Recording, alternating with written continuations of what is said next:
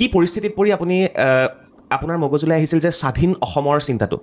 ফটকাৰ বোমটোৰ পৰাই আপোনালোকে original bomb বনাইছিলে আছে মোৰ মানে তিনিটা হেনকেনে থকাৰ পিছত এতিয়াতো কৰিবই লাগিব আৰু এটাৰ প্ৰেষ্টিজৰ কথা আছে মোক কিন্তু যিটো এফেক্ট হ'ব লাগিছিলে অকল শব্দহে বেছি হয় যাত্ৰাটো ৰাতি ৰাতি হয় আপোনালোকৰ দিনটোৱে যাব লাগে দিনটো গ'লেহে আমি মেমা বৰ্ডাৰ পাওঁ পাতকে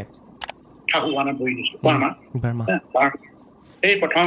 তাতে আৰু আমাৰ প্ৰথম মানে যাত্ৰা তাৰপিছতে আৰু আছে বহুত দীঘলীয়া হ'ব আলফা স্বাধীনৰ সেনাধ্যক্ষ পৰেশ বৰুৱাক বাৰ্তালাপ চেনেলৰ যোগেদি চক্ৰপাণী পৰাশৰৰ সৈতে দীঘলীয়া সাক্ষাৎকাৰ হয় সাক্ষাৎকাৰত পৰেশ বৰুৱাক সুধিছিল যে আপুনি কি পৰিস্থিতিত আলফাত যোগ দিছিল তেতিয়া উত্তৰত কি কয় শুনক এই গোটেই বিষয় যিটো প্ৰশ্ন কৰিছে যিটো বিস্তৃতভাৱে যদি ক'বলৈ যাওঁ বহু সময় লাগিব আৰু থুলমূলকৈ যদি ক'বলৈ বিচাৰোঁ ল'ৰালি প্ৰতিজন যেতিয়া আমি ল'ৰালি কাল পাৰ কৰিছিলোঁ সেই সময়ত মানুহৰ চিন্তা চেতনা লক্ষ্য উদ্দেশ্যবিলাক পূৰণ নহয় আৰু এইটো খুব ষ্টেবল নহয় মই ক'লৈ যাম কি কৰিম আৰু ল'ৰালি কালত হয়তো আমি বিভিন্ন ধৰণৰ আমাৰ লক্ষ্য উদ্দেশ্য আছিল সেই লক্ষ্য উদ্দেশ্য পূৰণ কৰিবৰ কাৰণে হয়তো আমি এনেকুৱা ধৰণে এটা সময়ত ল'ৰালি কালত যিবিলাক দেখি মানে আমাৰ ওচৰে পাজৰে আৰু যিবিলাক সামাজিক ঘটনা পৰিঘটনাবিলাকে আমাক প্ৰভাৱ পেলাই আহিছিলে বিশেষকৈ আমি ল'ৰালি কালৰ পৰা দেখিছোঁ যে অসমীয়া বুলি ক'লে থলগিৰি মানুহৰ যিটো ন্যায্যতা আছিলে সেইটো একেবাৰে আমি জন্মৰ পিছদিনাখনি পৰাই দেখিছোঁ বুলিয়ে ক'ব লাগিব আমি যেতিয়া এইটো ধৰক 2-3 বছৰৰ পৰা আমি অনুভৱ কৰিব পাৰিছিলোঁ তাৰপিছত আমি 6 বছৰৰ সময়ত যেতিয়া মই 6 বছৰ 7 বছৰ আছিলোঁ তেতিয়া বাৰুকৈ অনুভৱ কৰিছিলোঁ কিয় অনুভৱ কৰিছিলোঁ ভাষা আন্দোলন একেবাৰে খুব ভৰপৰ হৈছিলে সময়ত এটা খুব ধৰক আমাৰ বিশেষকৈ থলগিৰি আৰু অনাথ থলগিৰি বুলি ক'লে বিশেষকৈ বঙালী সম্প্ৰদায়ৰ ভাষাৰ লগত বঙালীৰ যিটো ভাষা আমাৰ অসমীয়া ভাষা যিটো বঙালীৰ গ্ৰাস কৰিব বিচাৰিছিলে আগ্ৰাসন চলাইছিলে তাৰ প্ৰতিবাদত অসমৰ ইমূৰৰ পৰা সিমূৰলৈ এটা সংগ্ৰাম চলিছিলে আৰু সেই সংগ্ৰামত হয়তো আমি সৰু আছিলোঁ প্ৰথম যিটো ভাষা হওক বা অন্যান্য বিশেষকৈ মাধ্যম আন্দোলনবিলাকত এই মানে যেতিয়া দুখীয়া মানুহবিলাক আহে আমাৰ মৰাণ সম্প্ৰদায় মটৰ সম্প্ৰদায় তাতে সেই তিনিচুকীয়া অঞ্চল তেখেতসকলক ঠগে প্ৰতাৰণা বাৰ্তালাপ চেনেলৰ পৰাশৰে আকৌ সুধিছিল যে প্ৰথমে কেইজন সদস্য আলফালৈ গৈছিল তেতিয়া তেওঁ সকলো বিৱৰি ক'লে ডাঙৰীয়া যেতিয়া আপোনালোক জংঘললৈ গৈছিল কিমান সময় লাগিছিল আৰু কেনেকুৱা কণ্টকময় পথ আছিল চমুকে যদি কয় ভাল লাগিব আৰু আপোনাকতো অনুপ চেতিয়া ডাঙৰীয়াই জোৰ কৰি লৈ আহিছিল বুলি তেখেতে কয় কেইবাবাৰো কৈছে আৰু সেই বিষয়ে অকণমান কওকচোন চমুক গোটেই বিষয়টো আৰু কোনো মানে আমিতো তেতিয়া মেচিয়ৰ আছোঁ ধৰক মই তেতিয়া 22 বছৰমান হৈছে 22 বছৰমান হৈছে নে 22 বছৰ বেছি হ'ব 22 বছৰ হ'ব বুলি তেনেকুৱা ধৰণৰ হ'ব মই সেইটো সময়ত কি কয় NFL-টো খেলিছিলোঁ NFL তিনিচুকীয়া ডিভিজনত খেলিছিলোঁ তিনিচুকীয়া ডিষ্ট্ৰিক্টত খেলিছিলোঁ কলেজৰ হৈও মই ট্ৰফি প্ৰথম দ্বিতীয়বাৰ তিনিচুকীয়া কলেজে দুবাৰ মানে চেম্পিয়নশ্বিপ হৈছে ইণ্টাৰ কলেজ চেম্পিয়নশ্বিপ প্ৰথমবাৰ ৰেগুটি পাইলটৰ দিনত হৈছিলে আৰু দ্বিতীয়বাৰ মোৰ দিনত হৈছিলে মই কেপ্টেইনশ্বিপত হৈছিলে এইটো কিন্তু মানে বহুতে নাজানিব পাৰে কিন্তু এইটো মই কৈছোঁ বহুত এইটো এনেকুৱা কিন্তু যেতিয়া মই সংগঠনলৈ আহিছোঁ তাৰ আগতে মই PLA লগতো মোৰ সম্বন্ধ আছিলে PLA কাৰণে PLA যোগদান কৰিছে বুলি মোক থানাটো ভৰাই থৈছিলে এইটো মোৰ আৰু দিলীপ গগৈ মোৰ খুব বন্ধু পৰম বন্ধু তেখেত জীৱিত আছে তেখেত আৰু আমি তেতিয়া আমাৰ টিমটোত তেখেতে মই মানে অসমীয়া আছিলোঁ অসমীয়া বুলি মণিপুৰত খেলিব গৈছিলোঁ খেলিব যাওঁতে আমাক যিবিলাক লিফলেট দি পঠিয়ালে সেইবিলাকৰ ভিত্তিতেই আমাক মানে গ্ৰেপ্তাৰ কৰিছে কিন্তু মোৰ ভাল আৰু যিসকল আমাৰ শিক্ষাগুৰু আছিলে তিনিচুকীয়াৰ স্পৰ্টছ এছ'চিয়েশ্যনে মোক এদিনতে বেল দিয়াৰ ব্যৱস্থা হ'ল হয়তো তেখেতসকলে যদি মোক সহযোগ নকৰিলে মই ওলাব নোৱাৰিলোঁ সেইটো জেলতে সোমাই কৰিলে কিন্তু সেই কথাটো এতিয়া মোক হয়তো ক'ব পাৰে যে কোৱাৰ অধিকাৰ আছে না তেখেতে ফাউণ্ডাৰ না তেখেতৰ হেৰিটো দেখিছোঁ বা বিভিন্ন লগত জড়িত থকা তো আমিও প্ৰথম PLA হয়তো এতিয়া অসমত জন্ম হ'লে আমি PLA লগত অসমত যেতিয়া স্বাধীনতা কৰ্মী সংগঠন জন্ম হৈছে তেতিয়া PLA যোৱাৰ এইটো আৰু কথা থাকিব নোৱাৰে নহয় জানো অসমৰ মুক্তিৰ কাৰণে আমি অসমক ভাল পাওঁ প্ৰথম সেইকাৰণে অসমতে আমি প্ৰথম কৰিলোঁ কৰাৰ পিছতে যেতিয়া আপুনি দেখিছে যে আমি ধৰক 97তে মানে যেতিয়া হৈছে অকল মানে অৰ্গেনাইজিং হৈছে এইটো গোটেই আমাৰ অঞ্চলতে হৈছে আমাৰ অঞ্চল ডিব্ৰুগড় যোৰহাট তিনিচুকীয়া বা লখিমপুৰ এই জেগাতে মানে লখিমপুৰতো হোৱা নাই এই তিনিখন জিলাতে যোৰহাটলৈকে মানে গোলাঘাট যোৰহাট ডিব্ৰুগড় তিনিচুকীয়া শিৱসাগৰ 5 খনত আমাৰ ইয়াৰ কাৰ্যবিধিটো ব্ৰতি আছিল তাৰপিছতে যেতিয়া সেইটো কিন্তু ইয়াত সামৰিক ৰূপ দিবলৈ পোৱা নাই তাৰ লগে লগে যেতিয়া নেকি আৰু এটা মানে কাৰকে তাতে মানে বাধা দিছিলে বাধা দিয়াটো 1976 হেৰি হ'ল শ্বিলং একৰ্ড নাগালেণ্ড আমাৰ প্ৰায় আছিলে NNC লগত NNC যেতিয়া ভাগ হৈ গ'ল NNC ভাগ হৈ গ'ল সিহঁতৰ ভিতৰত মাৰ্চেল ল হ'ল সিহঁতৰ লিডাৰক এৰেষ্ট কৰি ৰাখিলে বিশেষকৈ NNCয়ে আমাৰ স্বৰ্গগামী আফলান বাবা ইছাকু তেখেতো চেয়াৰমেন আছিলে লগতে কুইবা ডাঙৰীয়া এতিয়াও তেখেত জীৱিত আছে তিনিজনক এৰেষ্ট কৰি ৰাখিলে NNCয়ে তাৰপিছত তেতিয়া আৰু সেই সময়ত আমাৰ যোৱাৰ যি প্ৰস্তুতি চলাবলৈ বিচাৰিছে সেইটোত একেবাৰে টোটেলি ডিফাং হ'ল চব হতাশাত ভুগিল সেইটোৱে 97ৰ যিটো 76 শ্বিলং একৰ্ড হ'ল এই শ্বিলং একৰ্ডৰ আমাৰ বিশেষকৈ আলফা মানে লগত যিটো যুগহত্য আছিলে নগা আমাৰ স্বাধীনতাকামীসকলৰ সেই ৰাস্তাটো মানে বন্ধ হৈ গ'ল টোটেলি বন্ধ হৈ গ'ল আমিও এবাৰ কৰিছিলোঁ আমাৰ কি কয় তেতিয়া মই তাৰপিছতে আমাৰ জিতেন ৰাজকুমাৰ এতিয়া তেখেত এনেকৈ হ'ল তেখেতে আমাৰ সংগঠনৰ চেয়াৰমেন হ'ল সেইটো সময়ত খুব ভাল আছিলে এতিয়াও আমাৰ অৰবিন্দ ৰাজখোৱা পৰিয়াল তেখেত আৰু প্ৰভাত আছিলে প্ৰভাত কোঁৱৰ আমি 5জন লগতে ভদ্ৰেশ্বৰ বুঢ়াগোহাঁই আপুনি নিশ্চয় চিনি পায় অসম বিধানসভাৰ স্পীকাৰ আছিলে বোধহয় ভদ্ৰেশ্বৰ বুঢ়াগোহাঁইৰ নাম জানে নেজানে ভদ্ৰেশ্বৰ বুঢ়াগোহাঁই দোকান এজিবি দিনত তেখেতৰ নেতৃত্ব সেইটোতো খুব ইণ্টাৰেষ্টিং সেইটো নকলে আপুনিও ভাল পাব বহুত আমি ওলাই আহিছোঁ আৰু যেতিয়া লিডাৰটো দেখিলোঁ তেতিয়া মই ক'লে ঠিক আছে আমি গৈ দুটাই টকাই মিলি কিবা কিবি মানে ধৰক এটা পিষ্টল কিনিছিলোঁ তেখেতে মই তাতে ডিমাপুৰতে কিনিছিলোঁ ডিমাপুৰৰ পৰা লৈ আহিছোঁ কিমান মান টকা লৈছিলে তেতিয়া সেই পিষ্টল 3000 পিষ্টল ইটালিয়ান মেড খুব ভাল ইটালিয়ান মেড আছে আমি 3000 কিনি আনি তাৰপিছতে সেইটোৰ পৰা সেইটো আৰু খুব মানে আমাক ফাৰ্ষ্টেটেড কৰিছে মানে হৈছে আমি এইটো মানে এটা হতাশাত ভুগিব লাগিব ইমান মানে শিক্ষিত মানুহে যে আমাক প্ৰতাৰণা কৰে টকাৰ প্ৰতি লোভ আছে গম পাই গ'লো না গম পোৱাৰ পিছতে নহয় ইহঁতৰ দ্বাৰা নহ'ব তাৰপিছতে গৈ সেইটো আৰু NNC তেতিয়াতো একেবাৰে খুব হুলস্থুল হৈ আছে তাৰপিছতে 80ত সিহঁতে সংগঠন কি কয় মানে যেতিয়া 79ত তাৰ পৰা ইহঁতক উদ্ধাৰ কৰিলে বাবা খাপলাঙে এই কি কয় মুইবা ইছাক দুজনৰ তেখেতে উদ্ধাৰ কৰিলে বাবাই খাপলাঙে কৰিলে সেই এৰিয়াটো আছে উদ্ধাৰ কৰি নিজৰ লগত নিজৰ এৰিয়ালৈ লৈ গৈ তাৰপিছতে ইহঁতে 80ত যিটো NSN মানে কি NSN নামেৰে নতুন সংগঠন কৰিলে কিন্তু তাৰ ৰাস্তা নাই বুলি দেই ৰাস্তা নাই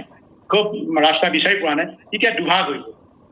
তেতিয়া এই যে দুটা বছৰ গেপছ হৈ গ'ল না 81 আৰু 82 79 80 81 তিনিটা বছৰ 81ত আকৌ আমি যেতিয়া NSN ফৰ্ম হৈ গ'ল সেই ফৰ্ম হোৱাৰ পিছতে আমাৰ লগত তাৰমানে অসমলৈ দুজন ব্যক্তি আহিলে দুজন NSNৰ ব্যক্তি আহিলে এই ব্যক্তি দুজন থবৰ কাৰণে জেগা নাই মানে সিহঁতৰ চেল্টাৰ দিব পৰা নাই এই দায়িত্বটো আকৌ মই আকৌ তেতিয়া সেই 97ত যেতিয়া খেলা খাইছিলোঁ এইটো মিনিমাইজ কৰিলে ৰেলৱে যে ইয়াৰ কোনো কেছ দিব নালাগে বুলি কৈ ৰিলিজ কৰি সেইটো কেছ ডিছমিছ কৰিলোঁ ডিছমিছ কৰা আৰু বিশেষকৈ সময়ত আমাৰ মাধৱ শৰ্মা ডাঙৰীয়া আছিলে ডিভিজনেল হেড আছিলে খুব ভাল মানুহ মাধৱ শৰ্মা তেতিয়া আৰু সেই ফুল টাইমতে তেতিয়া মই ক'লে যাচোন কিবা লৈ আহ গ'লো যি আনিব বুলি কৈছে নাই নহয় এতিয়া কি কৰিব বোলে এইটো বস্তু শেষ হৈ গ'ল যিটো আমি পোৱা বস্তু নাই এতিয়া আমিতো উলিয়াব নোৱাৰোঁ শিলৰ পুৰি হেৰিয়ত এইবিলাক নাই এতিয়া বৰ বিফল মনৰ ঘূৰিবলৈ যাওঁতেই আমাৰ ফৰেষ্টাৰ আছিলে সম্পূৰ্ণ নামটো নকৰে সেই সময়ত বৰা ফৰেষ্টাৰ চিনি পায় তেখেতৰ ঘৰলৈ তেখেতক চিনি পাওঁ তেখেতে গ'লো তেখেতে ক'লো কি কামতে এনেকৈ আহিছিলোঁ কামটো নহ'ল বৰ বেয়া লাগিছে ঘূৰি যাব লাগে চাহ এটা বনাই খোৱালে তেখেতে খোৱাৰ পিছতে তেখেতেও আমাৰ সদস্য আছিল সকলোৱেতো কৰিব নোৱাৰে আমাৰ চবকেতো মাতিব লাগিব এতিয়া তেতিয়া আমাৰ ক'লে আপুনি দায়িত্বটো লওক মই কেনেকৈ ল'ম মোৰ লগত ক্ৰেডেঞ্চিয়েল নাই বুলি মই সেই সময়ত খুব ইংলিছৰ কোনো ধৰণৰ মানে ইংলিছ চৰ্চা কৰা নাছিল চৰ্চা কৰিবলৈ খেলা মানুহৰ বহুত কলেজতো তেনেকৈ মানে খুব ধৰণৰ ক্লাছ নকৰোঁ খেলতে ব্যস্ত হৈ থাকোঁ ইংলিছ চৰ্চা কৰা নাছিল তেতিয়া মই সুধিলোঁ ক্ৰেডেঞ্চিয়েল মানে কি ক্ৰেডেঞ্চিয়েল কি বস্তু মই ক্ৰেডেঞ্চিয়েল তেতিয়া ক'লে নহয় বোলে এখন চিঠি এনেকৈ দিয়ে NSNৰ পৰা এখন চিঠি আছে চিঠিখন মামাই ৰাখি থৈছে মামাই ৰাখি থৈছে বুলি কৈছে সেইখন নহ'লে NSNে সোমাব নিদিয়ে ঠিক আছে তেতিয়াহ'লে আমাৰ ভীমগোহাঁই মামাক হেৰি কৰিব লাগে আনিব লাগে তেতিয়া এই ভীমগোহাঁই মামাক আমি আনি লৈ তাতে জামিনত বহুৱাই থৈছোঁ ইফালে আমি এই পইচা মানুহে বিভিন্ন ধৰণৰ বিকৃতি কৰিবলৈ বিচাৰে সেইকাৰণে আপুনি যেতিয়া কথাবিলাক সুধিছে সেইকাৰণে মই জনগণে সঁচা কথাটো জানক সঁচা কাহিনীটো নহ'লে বিকৃত হ'ব ভৱিষ্যত প্ৰজন্মই যাতে শুদ্ধ বুৰঞ্জী এটা পায় আলফা ওপৰত আলফা মানে আই ওপৰত এটা শুদ্ধ বুৰঞ্জী মানে পঢ়িবলৈ যাতে পায় এইটো কাৰণে তেখেতক আনিলো অনাৰ পিছতে থাকক আমি এৰি গ'লো তাৰপিছতে সেইদৰে আমাৰ বিভিন্ন প্ৰান্তৰ পৰা আমাৰ এজন দুজনকে আনিলে সেই সময়ত আমি ধৰক আমাৰ ডক্টৰ নকুল হাজৰে আছে আমাৰ হেমন্ত ফুকন মামা আছিলে গোট খাইছে জাগৰণত বিশেষকৈ যেতিয়া আমি যোৱাৰ আমাক পেহল দিব লাগিব না সেইটো কাৰণে চব গোট খাইছে আৰু কোন যাব কোন কাক কাক নিব এনেকুৱা সময়তে আমাৰ বিশেষকৈ আমাৰ সোণাৰাম ককাইদেউ তেখেত অধ্যাপক আছিলে গোলাঘাটৰ তেখেত আহিছিলে তাৰপিছতে আমাৰ আমি খুনা চেতিয়া বুলিয়ে অলপ খুনা আছিলে তেখেত খুনা চেতিয়া কয় তেখেত আছিলে তাৰপিছতে আৰু এজন এতিয়া কি খুনা গগৈ আছিলে আমাৰ মামা আছিলে সুৰেন ফুকন হেমন্ত ফুকন মামা তাৰপিছতে দীনেশ গগৈ নাম শুনিছে নাই দীনেশ গগৈ আছে গম পাইছো তেখেতটো আছে মোটামুটি ইমানখিনিয়ে মানুহ আছিল বাৰু তাৰপিছতে ধৰক হেৰি অহা নাই কিন্তু আমাৰ ভদ্ৰেশ্বৰ গগৈ অহা নাই দীনেশ গগৈ এতিয়াও আছে তেখেত এতিয়া জীৱিত আছে তেখেত আহিছিলে মই লগ পাইছো আৰু এজন আছিলে নেকি মই এতিয়া হেৰি কৰিব পৰা নাই কিন্তু নকুল হাজৰিকা আছে ডক্টৰ নকুল হাজৰিকা আছে চব হেৰি নকুল হাজৰিকা তেখেত ঢুকালে সৰ্বমুঠ কেইজন ওলাইছিলে আপোনালোক আমি এতিয়া প্ৰথম আমি তাতে জমা হৈছো 16জন মান জমা হৈছো এতিয়া আমাৰ গাইডে ক'লে আৰু যিজনে আমাক নেগুটাং তেখেতে যিটো অৰ্গেনাইজ কৰিছে তেখেতে ক'লে আমাক 6জনে আমি নিব পাৰিম নিব এতিয়া আমি জমা হৈছিলো 10-12জনটো বেছি 16জনে জমা হৈছিলো ইয়াৰ ভিতৰতে আমাৰ যমুনেশ্বৰ বৰুৱা আছিলে তেখেতে আমাৰ SSB ট্ৰেইনিঙো আছিলে তাৰ কিন্তু খোজকাঢ়িবলৈ খোজকেইটা মানে তাৰ ঠিক নহয় দৌৰিব নাজানে বুজিছো সেইমতে আমাৰ নাহৰকটীয়া বুদ্ধেশ্বৰ গৈ আছে প্ৰথম CNC আছিলে আমাৰ বুদ্ধেশ্বৰ প্ৰদীপ গগৈ এতিয়া জীৱিত আছে তেখেত ভাইচ চেয়াৰমেন যে তেখেত আছিলে তাৰপিছতে তেতিয়া আমাৰ মই চক্ৰ পবিত্ৰ ৰবীন্দ্ৰ আমাৰ ভূটান অল ক্লিয়াৰ অপাৰেশ্যনৰ মিচিং আছে ৰবীন্দ্ৰ আছিলে আৰু আমাৰ প্ৰবীণ বৰা আছিলে তাৰপিছত আৰু আমাৰ দুজন আছিলে শিৱসাগৰ যমুনেশ্বৰ বৰা আছিলে আৰু শিৱসাগৰ দুজন আছিলে আমাৰ মিচিং সম্প্ৰদায়ৰ এতিয়া এই 6জন আমি কেনেকৈ চিলেক্ট কৰিম চিলেক্ট কৰাৰ দায়িত্ব কাৰণ তেতিয়া মই বুদ্ধেশ্বৰ গগৈ পবিত্ৰ আৰু মানে পবিত্ৰৰ পিছতে আমাৰ বুদ্ধেশ্বৰ গগৈ পবিত্ৰ তেতিয়া আমাৰ হয় আৰু হেৰি প্ৰদীপ গগৈ 6জন এই চিলেকশ্যন কিন্তু আৰু এজন মানে আমাৰ কমাণ্ডাৰ চিলেক্ট কৰিছিলে যে SSB ট্ৰেইনিং আছে বুলি কৈ ট্ৰেইনিং কৰিছিলে যমুনেশ্বৰ বৰুৱা তেতিয়া আমাৰ সকলে ইয়াক লৈতো আমাৰ মহাপৰিমাল হ'ব খোজ কাঢ়িব নোৱাৰে লগতে তাক কেঞ্চেল কৰিলে পিছত আহিলে যেনিবা পিছত আমাৰ তেখেত আছিলে নাগালেণ্ডলৈ ইষ্টাৰ্ণ বাৰ্মাত আহিছিলে আমি 6জন তেতিয়া চিলেকশ্যন হ'ল আচল আমাৰতো 5জন বা 4জনটো আৰু কমপ্লিট আমাক বাদ দিব নোৱাৰে চক্ৰক ৰাখি থৈ গ'লো বিশেষ কামৰ কাৰণে কাৰণ সি নহ'লে মানে গোটেই উদম হৈ যাব না সেইকাৰণে আমি ৰাখি থৈ গ'লো তাৰপিছতে গৈ ধৰক আমি এতিয়া দিন বাৰ টিকেট মানে হেৰি ঠিক কৰাৰ লগে লগে মানে আমাৰ ক'ত কেনেকে থাকিব জাগৰণতো ইমান দিন থকা সম্ভৱ নহয় আপুনি এটা কথা নক'লে চিলেকশ্যনটো কেনেকে হ'ল 16জনৰ ভিতৰত 6জনৰ চিলেকশ্যনটো আমি আৰু উত্তৰপুতভাৱে আছো না তেতিয়া মই 4জনটো একদম ফিক্স তাৰপিছতে প্ৰদীপ গগৈ পুৰণা মানে আগৰ পৰা আছিলে প্ৰদীপ গগৈ যাব তেখেতে এতিয়া অসমত থাকিবলৈ জেগা নোহোৱা হ'ল ৱান্টেড তেখেতৰ জেগা আৰু ঘুগুলনি বুলি কয় ঘুগুলনি প্ৰদীপ কি কয় বুদ্ধেশ্বৰ গগৈ তেখেত CNC আগতে চেষ্টা কৰিছিলে অকল সেইকাৰণে অলপ এডুকেটেড আছিল মাষ্টাৰ আছিলে তেখেত হাইস্কুলৰ মাষ্টাৰ আছিলে হেড মাষ্টাৰ তেখেতকো আমি যোগ্যতাৰ ভিত্তিত তেখেতকো লোৱা হৈছে এইকেইজন কিন্তু হেৰিয়ক আৰু যমুনেশ্বৰ পৰিৱৰ্তে ৰবীন্দ্ৰ কুমাৰ সোমালে ৰবীন্দ্ৰটোক নাজানিছিলো তেওঁ খোজ কাঢ়িব পাৰে বুলি খোজ কাঢ়িব নোৱাৰে গোটেই সমস্যাটো তাৰপিছত সেই 6জনকে আমি আৰু হেৰি কৰি মেলি আমাক বিদায় দি আমি গ'লো গৈ আৰু প্ৰথম অৱস্থাত যাব পৰা নাই সেইফালে আমাৰ গাইড আহি পোৱাই নাই গাইডটো থাকে বহুত দূৰত সিহঁতে বেলেগ এটা অৰুণাচল বেলেগ এটা প্ৰান্তত থাকে লিচুমান তেখেত আনিব লাগে আহোঁতে কেইদিনমান পলম হৈছিল পলম হোৱাৰ কাৰণে আমি ৰৈ দিলোঁ তাত ৰৈ লোৱাৰ পিছতে তেতিয়া আমাৰ হয় আৰু আমাৰে চিনাকি তেতিয়া আমাৰ মোৰ চিনাকি আমাৰ হাতৰে ফ্লাইট ফেক্টৰীবিলাক আছে নাই মাৰোৱাৰী সেই মাৰোৱাৰী ফ্লাইট ফেক্টৰীত মই তাৰপিছত পবিত্ৰ আৰু আমি 3জন তাতে থাকিলোঁ তেতিয়া আমাৰ হয় আৰু বাকী কেইজনমান বা পিছত দিনটো মানে ধাৰ্য কৰা হ'ল কোন দিনত আমি যাম ধাৰ্য কৰা হ'ল সেইমতে আমি প্ৰথম দিনা ৰাওনা হ'ল প্ৰথম দিনা আপুনি ৰাওনা হোৱাৰ পিছতে আমাৰ 2জন মানে খোজ কাঢ়িব নোৱাৰা হ'ল বিশেষকৈ প্ৰদীপ গগৈ তাতেতো এটা কথা হৈছে খোৱা বোৱাটো মানে দিনতে মানে খোৱা না আকৌ ৰাতি মানে খোৱা নাই কেনেকে খোজ কাঢ়িব অভ্যাস নাইতো কাৰণে এইটো আকৌ সেই ৰাতি ৰৈ দিলোঁ ৰাতি মানে খোজকাঢ়ি পঠিনি খালে খোজকাঢ়ি তাত ৰৈ দিলোঁ আকৌ মানে ৰাতি যাত্ৰাটো ৰাতি হয় আপোনালোকৰ আছাম ৰাইফল আছে ন আছাম ৰাইফল ওচৰ আছে সেইকাৰণে ৰাতি যাবই লাগিব উপায় নাই সেইটো পাৰ হ'ল ৰাতি আকৌ ৰাতিটো 1 ঘণ্টা বা 2 ঘণ্টাই হ'ল হোৱাৰ পিছত আকৌ ৰাতি বদনাম আপুনি এটা কথা নক'লে চিলেকশ্যনটো কেনেকৈ হ'ল 16 জনৰ ভিতৰত 6 জনৰ চিলেকশ্যনটো আছাম ৰাইফল আহিয়ে থাকে